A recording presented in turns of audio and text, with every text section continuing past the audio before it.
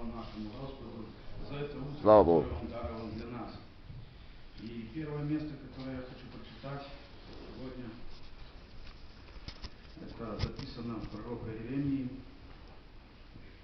17 главы, с 5 стиха по 8. Так говорит Господь: проклят человек, который надеется на человека и плоть делает своей опорой, и которого сердце удаляет от Господа.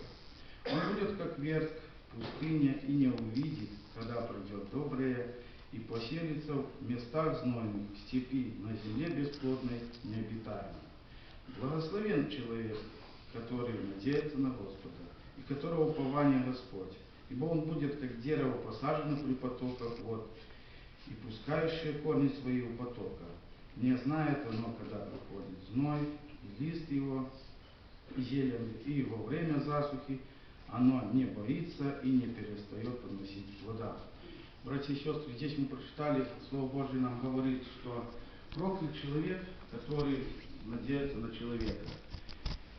А благословен человек, который надеется на Господа и у которого упование Господь. И слава нашему Господу, что Он есть наше упование и наша защита. И следующее место, которое я хочу прочитать, это записано в Исаии, в 40 главе, с 18 стиха и до конца. Итак, кому уподобите вы Бога, и какое подобие найдете Ему? Идола выливает художник, и золотильщик покрывает его золотом и приделывает серебряные цепочки. А кто беден, для того приношения выбирает негниющее дерево, проискивает себе искусного художника, чтобы сделать идола, который стоял бы твердо. Разве не знаете, разве не слышали, разве вам не говорено было от начала, разве вы не уразумели из оснований земли? Он есть тот, который восседает над кругом земли, и живущие на ней, как саранча пред ним. Он распростер небеса, как тонкую ткань, и раскинул их, как шатер для жилья. Он обращает князей в ничто, делает чем-то пустым судей земли. Едва они посажены, едва посеяны, едва укоренился в земле ствол их. И как только он вдохнул на них, они высохли, и ветер унес их, как солому. Кому же уподобите меня, и с кем сравните, говорит Святой? Поднимите глаза ваши на высоту небес, и посмотрите, кто сотворил их. Кто выводит воинство их счетом. Он всех их называет по имени, по множеству могущества и великой силе у него ничего не убывает. Как же говоришь ты, Яков, и высказываешь Израиль: путь мой сокрыт от Господа, и дело мое забыто у Бога моего. Разве ты не знаешь, разве ты не слышал, что верный Господь Бог, сотворивший концы земли, не утомляется и не изнемогает, разум его не исследим. Он дает утомленному силу, изнемогшему дарует крепость. Утомляются и юноши, и ослабевают, и молодые люди падают, а надеявшиеся на Господа обновятся в силе, поднимут крылья, как орлы, потекут и не устанут, пойдут и не утомятся. Братья и сестры, Господь есть наш Бог, который восседает на кругу земли, и Он видит все в нас, и Он знает все помышления сердец наших.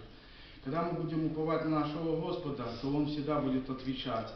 И порой в нашей жизни мы, как в 27 стихе говорится: «Как же говоришь ты, Яков, и высказываешь Израиль: путь мой сокрыт от Господа, и дело мое забыто у Бога моего».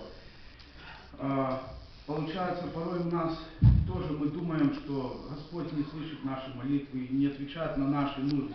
Братья и сестры, мы должны в нашей жизни всегда уповать на Его, и всегда мы получим от нашего Господа то, что мы просим, потому что Он наше упование и наша защита. Он не изнемогает и не устает. Он дает нам силу и утомленный дает также силу. И в нашей жизни мы должны всегда уповать на Его и твердо стоять в том уповании, к которому мы призваны. И еще перед нашей молитвой я прочитаю пару стихов.